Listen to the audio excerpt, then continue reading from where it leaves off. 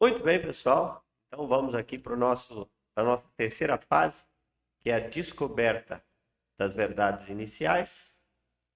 Lembrando sempre, eu sou a ABC e o Luiz, criador do método de interpretação seletiva, e estamos aqui então para ensinar esse método, criar um comentário falado das escrituras para que você possa ver como nós interpretamos, como nós chegamos às lições de um texto e como você pode chegar também.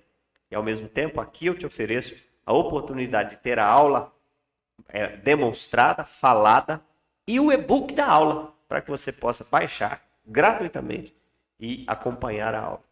Ok? Sem mais delongas, deixa eu ir aqui para a tela e eu convido você para, se quiser abrir sua Bíblia, se esse material está te fazendo bem, espalhe essa ideia. Vamos construir uma comunidade de intérpretes da Bíblia. Então vamos lá. O que é a verdade? É descoberta das verdades iniciais. É um exercício em que a gente descobre o que foi dito pelo autor inicial ao leitor inicial. É a verdade para os dias da escrita. E as lições para hoje, nós vamos fazer tudo junto, é a aplicação dessa verdade inicial para a minha vida e para a sua vida. Então vamos lá? A gente faz isso do personagem. Então tá aqui. Primeiro personagem, a igreja. Por que a igreja? Porque, olha, lembra que os personagens principais, deixa eu voltar lá. Olha só, personagens principais, a igreja, qualquer pessoa, né? Um personagem indefinido, um sujeito indefinido, e em terceiro, Isaú. Então, esses são os personagens principais, os atores que se contracenam. Beleza. Então, o primeiro deles é a igreja. Por que a igreja? Deixa eu abrir a Bíblia e mostrar para vocês por que é a igreja. Vamos lá. Olha só, tá aqui. Vamos pegar o 14, por exemplo. Seguir a paz com todos. Ó, todos é a igreja. É gente da igreja. O escritor está escrevendo para a igreja. E a santificação sem a qual ninguém verá o Senhor. Olha só. Ninguém, pode ser qualquer pessoa. Mas ninguém daquela igreja veria o Senhor sem a santificação. Então ele está falando para aquelas pessoas da igreja. Então ninguém é também a igreja. Atentando diligentemente, porque ninguém seja faltoso. Então, irmãos, nenhum de vocês deve ser faltoso, separando-se da graça. Nenhum de vocês deve se separar da graça. Então, esse si também é a igreja. Nem haja alguma raiz de amargura que brotando vos perturbe. Olha a igreja de novo aqui, ó. Vos perturbe. E, por meio dela, muitos. Olha a igreja de novo. Muitos de onde? Muitos de dentro da igreja. Muitas pessoas da igreja que sejam contaminadas. E assim por diante. Deixa eu voltar aqui para a tela de exercício. Então, agora a gente já viu isso. Vamos. Eu já fiz aqui a verdade inicial. Ela tem essa fórmula. Primeira verdade, o personagem, a igreja. E aqui é o texto. De onde eu vou extrair a verdade? De todos os textos em que ela aparece. Ó, 14, 15 e 16. Então eu vou extrair as verdades desses três versos. Versos onde o personagem não aparece, não tem verdade. Se eu fizer, eu estou inventando. Então, vamos lá. Primeira verdade. Vou pegar aqui, ó. A igreja. Vou escrever aqui, ó. A igreja devia.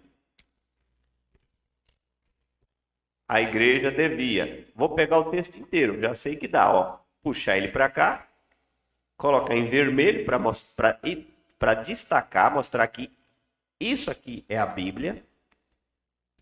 A igreja devia seguir a paz com todos e a santificação, sem a qual posso deixar ninguém mesmo. Eu poderia colocar sem a qual nenhum deles veria o Senhor, ou sem a qual ninguém veria o Senhor. Aqui eu tenho que mudar porque é passado, certo? Verso 14. Terminamos a verdade inicial. É isso que o escritor aos Hebreus disse para aquela igreja sobre a paz e a santificação. E agora, o que ele está querendo dizer para nós? Eu vou pegar toda a verdade, ó, toda a verdade, vou trazer para cá. Pronto. E agora eu vou tirar a igreja e vou me colocar no texto. Eu e você aprendemos que nós devemos seguir a paz com todos e a santificação, sem a qual nenhum de nós, nenhum de nós verá o Senhor. Pronto. Olha que lição preciosa nós aprendemos aqui, pessoal. Agora eu posso tirar o vermelho que indica o texto, porque você já sabe que o que eu estou dizendo está aqui no texto do verso 14. Certo? Eu não inventei nada. Eu aprendi com o que o texto diz para o escritor original.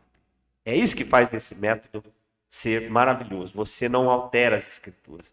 Você ensina o que a Bíblia está querendo ensinar. Vamos para a segunda verdade? Mesma coisa agora. Ó. Só que é outro texto. Agora é o verso 15. Então, atentando diligente porque ninguém seja faltoso, separando-se da graça de Deus, nem haja alguma raiz de amargura que brotando vos perturbe, por meio dela muitos sejam contaminados. Então, eu e você, aliás, primeiro é a verdade. A igreja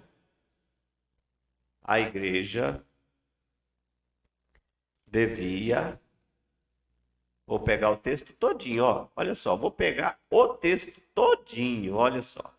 A igreja devia, vou pôr em vermelho, vou mudar esse aqui porque é eu que estou colocando.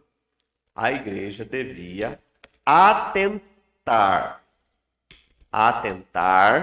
diligentemente, vou mudar isso aqui, para que ninguém fosse faltoso, separando-se da graça de Deus. Nem devia haver alguma raiz de amargura que brotando os perturbasse, e por meio dela muitos deles fossem contaminados. Pronto, tá aí a verdade que o autor original estava dizendo para os leitores originais. Como é que eu vou fazer a lição para a minha vida, para os nossos dias?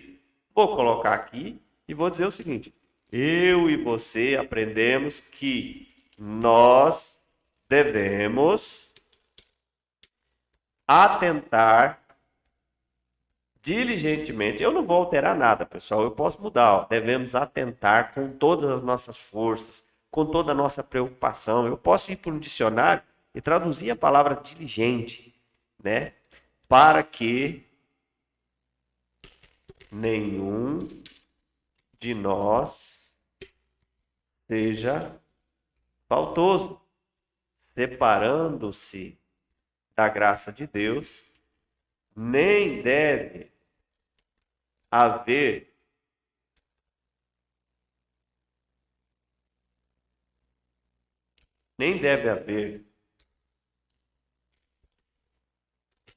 entre nós alguma raiz de amargura que brotando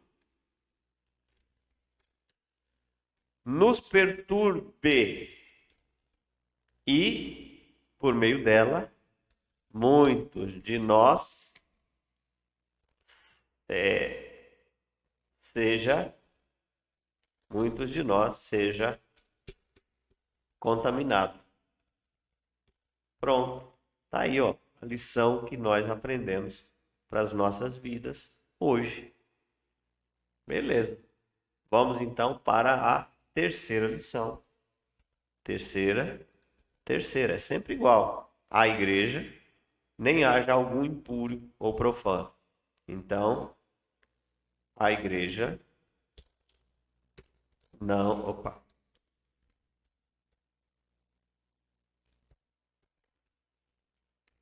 a igreja não devia permitir que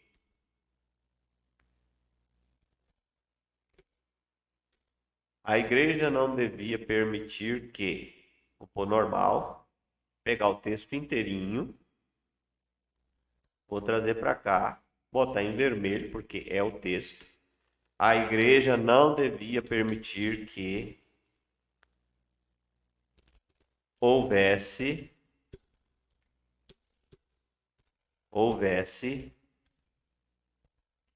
algum impuro ou profano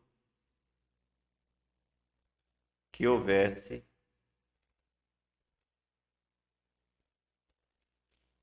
entre eles,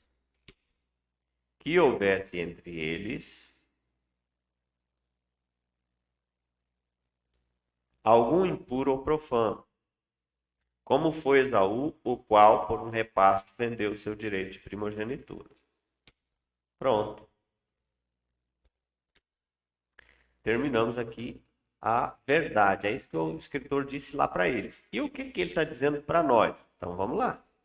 Eu e você aprendemos que nós não devemos permitir que haja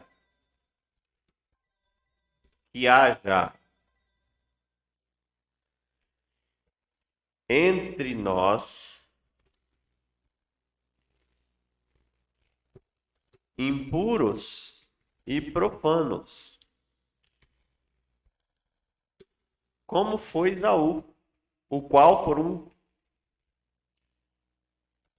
prato de comida